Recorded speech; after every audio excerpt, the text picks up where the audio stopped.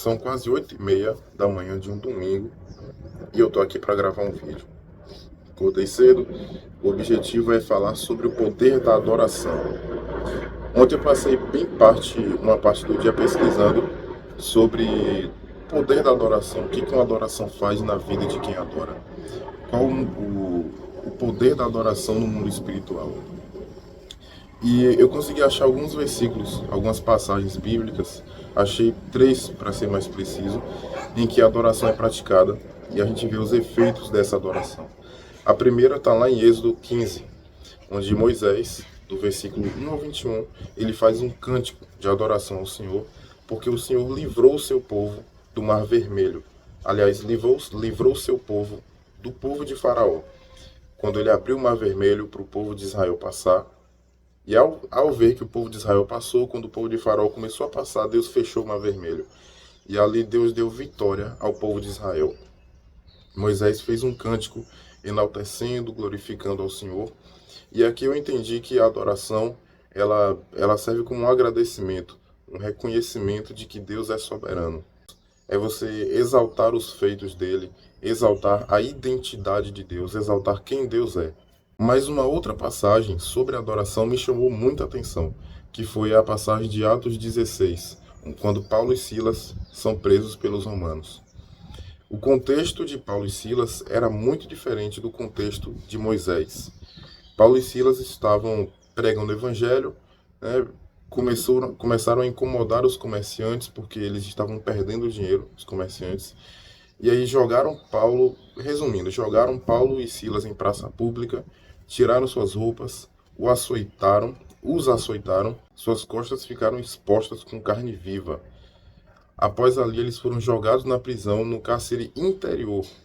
Foram jogados em um ambiente de tortura praticamente, porque os seus pés foram presos com os troncos romanos daquela época, e eu vou deixar uma foto aí para você entender como é que era esse tronco. Literalmente, seus pés ficavam presos dentro de um espaço que havia no tronco, e esses troncos ficavam presos a correntes da prisão.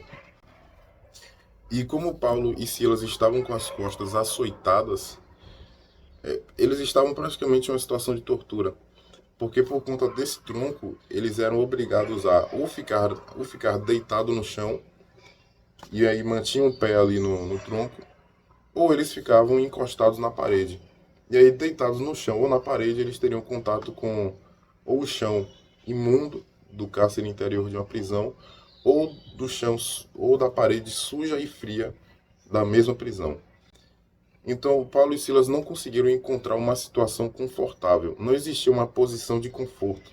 Ele encontra uma posição e fala: pronto, posso ficar aqui. Não tinha isso. Era incômodo o tempo inteiro. E ainda assim, Paulo e Silas decidiram enaltecer ao Senhor, decidiram louvar.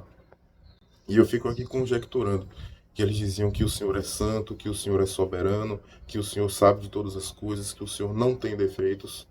E a palavra diz que todos os alicerces daquela prisão tremeram, todas as portas se abriram e todas as amarras foram desfeitas. Esse é o poder da adoração. Outra passagem, em 2 Crônicas 20, do 18 ao 22, o rei Josafá escala não um exército de espadas, não um exército de guerreiros. Ele escala um exército de adoradores, de cantores. Porque o Espírito Santo havia dito que aquela batalha ali não era deles, era uma batalha de Deus. O rei Josafá entendeu que o objetivo era apenas adorar.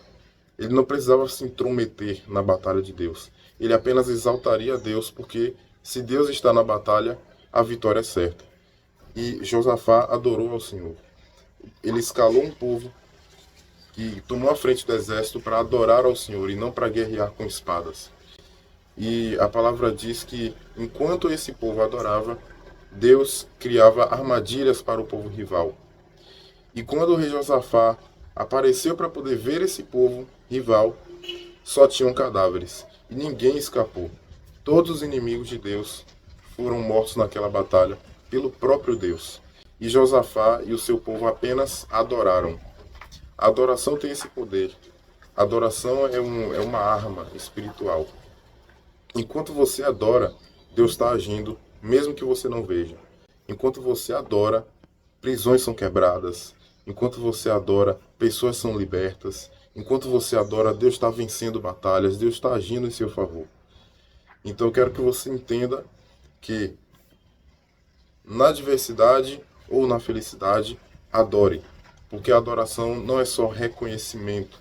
A adoração é também um ato de fé, quando você adora antes de ver acontecendo. Como Paulo e Silas fizeram, adoraram em um momento que estavam em uma situação de tortura. Isso é fé. Não há motivos, se você for olhar pelos olhos carnais, não há motivos para você adorar em meio a uma situação de tortura. E Paulo e Silas fizeram isso porque eles não olharam com os olhos normais, eles olharam com os espirituais. Olharam reconhecendo que em uma situação boa ou ruim, Deus é soberano, Deus está no controle, Deus não perde batalhas e Deus não falha. Deus é perfeito, Deus faz tudo na hora certa, Deus não tarda, como um jargão mundano diz. De que Deus tarda, mas não falha. Deus não tarda, tampouco falha. Não sei que título que eu vou colocar nesse vídeo, sendo sincero. Eu vou ver depois. Mas eu espero que você tenha entendido essa mensagem, absorva, e eu recomendo inclusive que você escute o louvor Praise, da banda Elevation Worship, se não me engano é esse o nome. Eu vou deixar o link na descrição. Veja com a tradução, tá? Veja com a tradução. E você vai ver que esse louvor ele basicamente incentiva você a louvar em todas as circunstâncias. Louve nos vales, louve nos montes, louve em maioria, louve em minoria, louve na bonança, louve na pobreza, louve em todas as circunstâncias. Porque independente das suas circunstâncias, Deus continua sendo Deus. Se você gostou desse vídeo, se inscreve nesse canal. Aqui nós trazemos conteúdo de desenvolvimento pessoal e de Bíblia, trazemos os dois por aqui. Ative o sino das notificações, deixe o like nesse vídeo para o YouTube entender que esse vídeo é bom e comenta aqui embaixo alguma coisa que você achar interessante. Muito obrigado pela sua audiência e até o próximo vídeo.